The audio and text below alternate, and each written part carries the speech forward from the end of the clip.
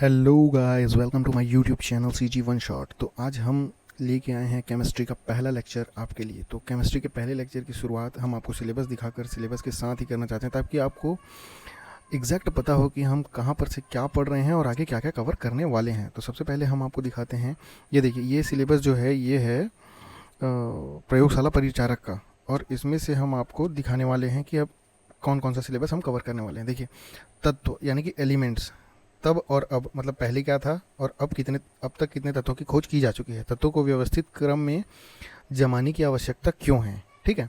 अब इसके बाद हम देखेंगे डोबे राइनर का त्रिक नियम, ये हम आज ही की क्लास में देखेंगे। उसके बाद न्यूलैंड्स का अष्टक सिद्धांत देखेंगे। फिर लोथर मेयर का परमाणु आयतन वक्र, मेंडलीफ का वर्गीकरण, मेंडलीफ की आवर्त सारणी की उपलब्धियां, मेंडलीफ की आवर्त सारणी की सीमाएं। फिर उसके बाद मोस्ले, मोस्ले कौन थे?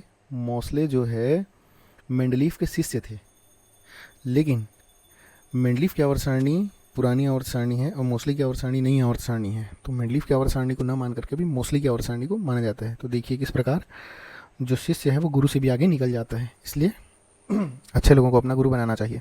ठीक है। इसके बाद आधुनिक आवर्त नियम, फिर आधुनिक आवर्त सारणी, आधुनिक आवर्त सारणी की विशेषताएं, तत्वों के आवर्ती गुण, गुण संयोजकता, परमाणु आकार, धात्विक एवं अधात्विक गुणधर्म, आयनन ऊर्जा, आयनन विभव, इलेक्ट्रॉन बंधुता, ये सब हम आने वाली क्लास में कवर करेंगे। आज हमारा टारगेट है जहाँ तक हो सके हम डोबे राइनर, न्यूलैंड्स और मेंडलीफ तक कवर कर लें। देखते हैं कहाँ तक चलता है। ठीक है। तो स्टार्ट करने से पहले मैं आपको एक बेसिक चीज़ों से ही स्टार्ट करते हैं हम।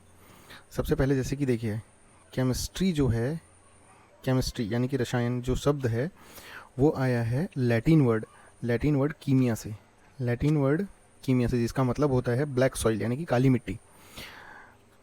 ठीक है। अब देखो, जैसे हम बायो में पढ़े, बायो का पहला लेक्चर अगर आपने देखा होगा तो उसमें मैं जब पढ़ा रहा था तो स्टार्ट किया था, तो सजीवों की जो बेसिक फंडामेंटल और सबसे छोटी इकाई होती है वो सेल होती है। तो सेल मिल करके बनाते हैं टिश्यू, टिश्यू मिल करके बनाते हैं ऑर्गन, ऑर्गन मिल करके बनाते हैं ऑर्गन सिस्टम, और उससे बनाते हैं लिविंग बॉडी। ये पहले लेक्चर में मैंने आपको बताया था, और इसी से बहुत सारे क्वेश्चंस आते हैं। जैसे कि आप देख सकते हो प्रयोगशाला परिचारक में भी इससे क्वेश्चन आया हुआ था। तो ये क्वेश्चंस बहुत बेसिक है और इससे क्वेश्चंस आते रहते हैं। उसी प्रकार जैसे सजीव के लिए बायोलॉजी पढ़ते हैं, उसी प्रकार निर्जीव की सबसे छोटी इकाई कौन सी होती है? निर्जीव की सबसे छोटी इकाई होती है एटम। एटम यानी कि परमाणु। परमाणु मिल करके अणु बनाते हैं, बहुत सारे परमाणु मिल करके अणु का निर्माण करते हैं, और एक ही प्रकार के अणु मिल करके एलिमेंट्स यानी कि तत्व का निर्माण करते हैं, जैसे कि कैल्शियम, ऑक्सीजन, मैग्नीशियम, सल्फर, ये सब एक एलिमेंट्स के अंतर्गत आते हैं। इसके बाद एलिमेंट्स मिल करके बनाते हैं कंपाउंड। कंपाउंड यानी कि यौगिक, जैसे कि आप देख रहे हो SO2 का मैंने उदाहरण लिखा हुआ है यहाँ पर। S एक अलग एलिमेंट है, O एक अलग एलिमेंट है, और दोनों एलिमेंट्स मिल करके कंपाउंड बनाए SO2, सल्फर डाइऑक्साइड, ये एक यौगिक है। इसके बाद कंपाउंड्स मिल करके मैटर बनाते हैं, पदार्थ। ठीक है। पदार्थ ये, अब पदार्थ जो है वो नॉन लिविंग पदार्थ, बहुत सारे पदार्थ मिलकर के बनाते हैं नॉन लिविंग थिंग्स, निर्जीव वस्तु। ठीक है। अब इसके बाद जो है पदार्थ क्या होता है, जैसे कि उसका हम जवाब देना चाहें तो बोलते हैं पदार्थ जिसमें द्रव्यमान होता है तथा जो स्थान करता है उसको हम मैटर कहते हैं। अब जैसे बात करें फादर ऑफ केमिस्ट्री की, तो फादर ऑफ केमिस्ट्री जो है वो है एंटोइन लेवोजियर। अब पूरा नाम याद मत रखना, लेवोजियर को बस याद रखना, आपके एग्जाम में जो आएगा ना वो लेवोजियर से क्वेश्चन बन जाता है, ज़्यादातर ऑप्शंस में लेवोजियर ही रहते हैं। अब इनको फादर ऑफ केमिस्ट्री क्यों बोला जाता है? इनको फादर ऑफ केमिस्ट्री इसलिए बोला जाता है क्योंकि इन्होंने बहुत बड़ा योगदान दिया है केमिस्ट्री में। देखो, जैसे कि हाइड्रोजन है, हाइड्रोजन की खोज किसने की थी? हेनरी कैवेंडिश ने की थी, लेकिन इसका नाम रखा था लेवोजियर ने। उसके बाद ऑक्सीजन की खोज किसने की थी? तो जोसेफ प्रिस्टले और शील ने की थी, लेकिन इसका नामकरण कौन किया था? लेवोजियर ने किया था। तो क्या नामकरण के नाम से ही इनको फादर ऑफ केमिस्ट्री बोल देंगे? नहीं, इनका सबसे बड़ा और सबसे बेहतरीन जो इन्वेंशन था वो था कंबशन थ्योरी, जिसको दहन सिद्धांत कहा जाता है। अब ये दहन सिद्धांत क्या होता है वो मैं आपको बताने जा रहा हूँ। जब भी किसी ईंधन को ऑक्सीजन की उपस्थिति में जलाया जाता है, तो वो प्रकाश और ऊर्जा दोनों प्रदान करता है। जैसे कि देखो, अब यहाँ पर लाइट और एनर्जी दोनों प्रोड्यूस होगा। ठीक है। तो ये जो है दहन थ्योरी कहलाता है। ये दिया था एंटोइन लेवोजियर ने, इसलिए। ठीक है। ये बहुत इंपॉर्टेंट थ्योरी चलकर साबित हुई थी आगे। ठीक। अब इसके बाद हम जो है बात करते हैं ब्रांचेस ऑफ केमिस्ट्री की। तो सबसे पहले देखते हैं कि 5 ब्रांचेस ऑफ केमिस्ट्री होती है। लेकिन हमको सब नहीं पढ़ना है, हमारे काम का यहाँ पर दो ही है, एक है मेन इनऑर्गेनिक केमिस्ट्री और दूसरा एनालिटिकल केमिस्ट्री। तो इनऑर्गेनिक केमिस्ट्री में अकार्बनिक रसायन, अकार्बनिक रसायनों में जो है आवर्त सारणी, धातु अधातु, ये सब होता है। यही सब जो होता है ना वन डे एग्जाम्स के लिए बहुत ज़्यादा इंपॉर्टेंट होते हैं। इसके बाद दैनिक जीवन में रसायन, ये सबसे ज़्यादा इंपॉर्टेंट चैप्टर होता है, यहाँ से बहुत सारे क्वेश्चन बनते हैं। उर्वरक, दवाइयाँ, ईंधन, ये सब चीज़ जो है एनालिटिकल केमिस्ट्री होता है। एक और होता है ऑर्गेनिक केमिस्ट्री, यही सबसे मेन केमिस्ट्री होता है। जो केमिस्ट्री का लगभग 90 से 95% भाग जो होता है इन ऑर्गेनिक केमिस्ट्री होता है। वो एक केमिस्ट्री जिसमें कार्बन उपस्थित हो उसको बोलते हैं ऑर्गेनिक केमिस्ट्री। जैसे कि ये देख सकते हो आप, ग्लूकोज का मैंने एग्जांपल लिया है C6H12O6, तो इसमें भी देखो कार्बन के 6 अणु उपस्थित हैं, इसको बोलते हैं ऑर्गेनिक केमिस्ट्री। उसके बाद जो है एक बायोकेमिस्ट्री होता है, जैव रसायन।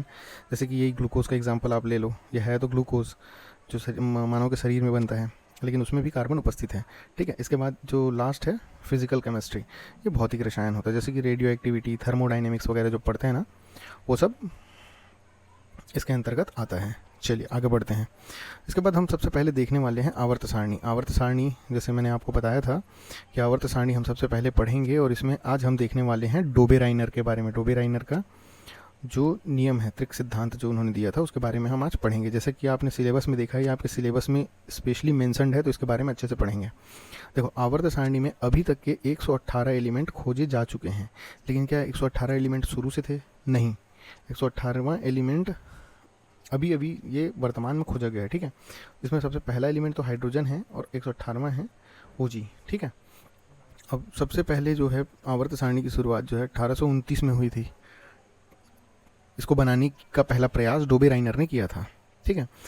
जैसे कि आप देख सकते हो, डोबेराइनर ने पहला प्रयास किया था। इन्होंने त्रिक सिद्धांत दिया था, लॉ ऑफ ट्राइड्स या ट्रिपलेट्स इसको बोलते हैं, त्रिक सिद्धांत इन्होंने दिया था। अब ये त्रिक सिद्धांत क्या है इसको देखिए। जैसे कि आप समझ पा रहे हो, देख रहे हो अपने स्क्रीन पे, कि 3 तत्वों को ऐसे अरेंज करूंगा। इन्होंने बोला कि 3 तत्वों को ऐसे अरेंज करूंगा कि जैसे मान लो 3 तत्व हैं, एक ABC 3 तत्व हैं, तो बीच वाला एटम, जो बीच वाला है, उसका परमाणु भार जो होगा पहले और तीसरे वाले के परमाणु भाग के औसत के बराबर होगा। ये देखो, जैसे पहला एलिमेंट क्या है इसमें, पहला एलिमेंट है AM, इसका परमाणु भार जितना होगा, मान लो कि इसका परमाणु भार 3 है, और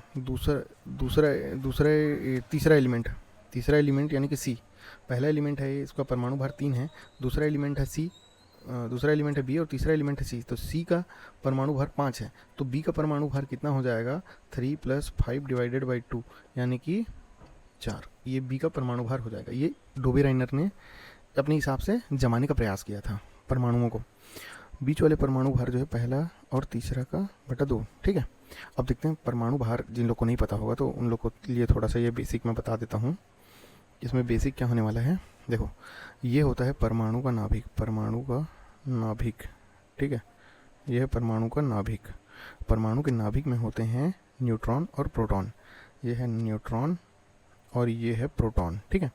और कक्षा, नाभिक के चारों ओर कक्षाएं होती है, जिसको बोलते हैं ऑर्बिट।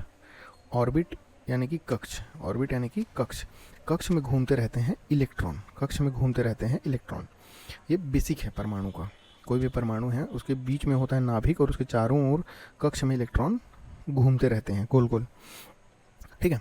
तो अब किसी भी परमाणु का जो होता है परमाणु क्रमांक क्या होता है? परमाणु क्रमांक होता है नंबर ऑफ प्रोटॉन, यानी कि नाभिक में प्रोटॉन की संख्या को परमाणु क्रमांक बोलते हैं। और परमाणु भार क्या होता है? परमाणु भार या परमाणु द्रव्यमान होता है न्यूट्रॉन और प्रोटॉन की संख्याओं का योग, ये परमाणु द्रव्यमान कहलाता है, ठीक है। तो अब देखिए, ये जो डोबेराइनर थे उन्होंने पहला टॉयड बनाया था। ये चीज़ें इंपॉर्टेंट है जो मैं बताने जा रहा हूँ, तो ये क्वेश्चंस डायरेक्ट आ जाते हैं कि डोबेराइनर का पहला टॉयड कौन सा था। तो उसका पहला टॉयड उन्होंने लिया था लिथियम, सोडियम और पोटेशियम का। तो जैसे कि यहाँ पर बीच में आप देख सकते हो कि सोडियम रखा हुआ है, तो सोडियम का परमाणु भार जो है लिथियम और पोटेशियम के परमाणु भार का एवरेज होगा। तो देख लीजिए, लिथियम का 7 होता है, पोटेशियम का 39 होता है, और डिवाइडेड बाई 2 करेंगे तो आता है लगभग 23, जो कि सोडियम का परमाणु भार है। ये 100% सक्सेसफुल रहा था इनका। तो ये क्वेश्चंस आ जाते हैं कई बार एग्जाम्स में कि डोबेराइनर का कौन सा वाला ट्रॉयड 100% सक्सेसफुल रहा था। तो आपको ये याद रखना है, लिथियम, सोडियम और पोटेशियम, ठीक है। उसके बाद इनको दूसरा ट्रॉयड जो था, दूसरा ट्रॉयड में उन्होंने लिया था कैल्शियम, स्ट्रोंटियम और बेरिलियम, ठीक है। तो अब ये देखो, बीच वाला कौन सा है? स्ट्रोंटियम। इनका जो परमाणु भार आना चाहिए वो इन दोनों के योग का एवरेज आना चाहिए। जैसे कि कैल्शियम और बेरिलियम का एवरेज निकालते हैं अपन तो 88.5 आता है, 88.5 आता है। लेकिन स्ट्रोंटियम का परमाणु भार जो होता है वो 88 होता है, मतलब 0.5 इसमें ज़्यादा आ गया। ये सक्सेसफुल था लेकिन लेस सक्सेसफुल था। ठीक है, तो 3 बार इन्होंने प्रयोग किए थे, पहला तो सक्सेसफुल था, दूसरा लेस सक्सेसफुल था और तीसरे बार में तो फेल ही हो गए। तो आपको पहला वाला याद रखना है ना, जिसमें वो सक्सेसफुल हुए थे उसको याद रखना है आपको। ठीक, अब चलते हैं जिसमें फेल हुए थे, उसको भी आप याद रख लेना, क्योंकि ये पहला प्रयोग हो रहा था आवर्त सारणी बनाने की दिशा में, और वो भी डोबेराइनर कर रहे थे अपने त्रिक सिद्धांत के अनुसार। ये त्रिक सिद्धांत जिसमें फेल हुआ कंप्लीटली वो है, देखिए क्लोरीन, ब्रोमीन और आयोडीन, ये तो आप आराम से याद रख सकते हैं। क्लोरीन, ब्रोमीन और आयोडीन, इसमें जो है त्रिक सिद्धांत कंप्लीटली फेल हो गया था। जैसे कि आप देख सकते हैं क्लोरीन का परमाणु क्रमांक 35.5 होता है, आयोडीन का 127 है, दोनों का आप एवरेज निकालते हो तो 81.25 आता है। जबकि ब्रोमीन का जो है वेट होता है 80, और ये 1.25 इससे ज़्यादा है, जो कि बहुत ज़्यादा हो जाता है केमिस्ट्री के हिसाब से। तो ये कम्प्लीटली फेल्ड हो गया था। इसके बाद जो है न्यूलैंड को आप याद रखेंगे, आपके सिलेबस में अगला पॉइंट न्यूलैंड ही था। तो पहले अपन डोबेराइनर का त्रिक सिद्धांत पढ़ लिए, उसमें कम्प्लीटली हर एक चीज़ कवर हो गया, इससे ज़्यादा आपको डोबेराइनर के बारे में नहीं पढ़ना है। अब इसके बाद हम दूसरा देख रहे हैं न्यूलैंड। जब भी न्यूलैंड के बारे में पढ़ेंगे तो आपको अष्टक सिद्धांत को याद रखना है। तो ये न्यूलैंड है, न्यूलैंड का है अष्टक सिद्धांत, यानी कि ऑक्टेव लॉस। ठीक है, अब उस समय में जब ये ऑक्टेव सिद्धांत यानी कि जो अष्टक नियम जब आया, तो उस समय में यानी कि 1865 में कितने नोन एलिमेंट थे, यानी कि कितने ज्ञात तत्व थे, तो 56 ज्ञात तत्व थे, टोटल 56 ज्ञात तत्व थे। और पहला एलिमेंट हमेशा हाइड्रोजन ही रहेगा, याद रखना, और लास्ट एलिमेंट जो था वो था थोरियम। ठीक है, तो इन्होंने इसको ऐसा अरेंज करने का प्रयास किया अष्टक सिद्धांत, जैसे स्वर संगीत है ना, संगीत के अनुसार, जैसे कि सा रे गा मा प ध नी सा के बाद फिर से सा आ जाता है, सा रे गा मा प ध नी के बाद फिर सा आ जाता है। तो वैसे ही कि तत्व जो है 7वां के बाद जो 8वां तत्व होता है उसका प्रॉपर्टी और उसके गुण धर्म और उसका क्वालिटी जो है सेम होता है पहले तत्व के हिसाब से, वैसा इन्होंने अरेंज करने का प्रयास किया था। तो इसके जो सिद्धांत है उनमें से क्वेश्चन क्या आता है कि ये सिद्धांत कहाँ पर फेल हुआ, ये सिद्धांत कहाँ पर फेल हुआ। तो आपको याद रखना, ये सिद्धांत कैल्शियम के बाद फेल हो गया था। ठीक है, तो आप ये आपको मैं आगे दिखाता हूँ कहाँ पर फेल हुआ था। ठीक है, तो ये देखिए यहाँ पर आप देख सकते हो, hydrogen, lithium, beryllium, boron, carbon, nitrogen, oxygen, इन सबको जमा दिया इन्होंने। Fluorine, sodium, magnesium, aluminium, silicon, phosphorus, sulphur, chlorine, potassium, और उसके बाद यहाँ तक आया कैल्शियम। कैल्शियम तक ठीक था, फिर कैल्शियम के बाद जो है ये सिद्धांत फेल हो गया। ठीक है, क्योंकि उसके बाद जो है ये वाला सिद्धांत फेल हो गया इनका, अष्टक सिद्धांत जो इन्होंने दिया था ये कैल्शियम। तो आपके एग्ज़ाम्स में क्वेश्चन यहीं से आएगा कि ये एग्ज़ाम फेल कब हुआ, या फिर एक वो क्वेश्चन आ सकता है कि अष्टक सिद्धांत किसने दिया, तो न्यूलैंड ने दिया था। ठीक है, और उसके समय में ज्ञात तत्व कितने थे वो क्वेश्चन आ सकते हैं, और किसके बाद फेल हुआ ये याद आ सकता है, और कहाँ तक इनको जाना था वो था थोरियम तक। ठीक है, चलिए अब इसके वीडियो को पूरा देखने के लिए आपका बहुत बहुत धन्यवाद। अगर वीडियो पसंद आई हो तो आप वीडियो को लाइक करें, चैनल को सब्सक्राइब करें। इस चैनल पर ऐसे ही फिजिक्स, केमिस्ट्री और बायो तीनों सब्जेक्ट्स के वीडियो अपलोड होते रहेंगे। धन्यवाद।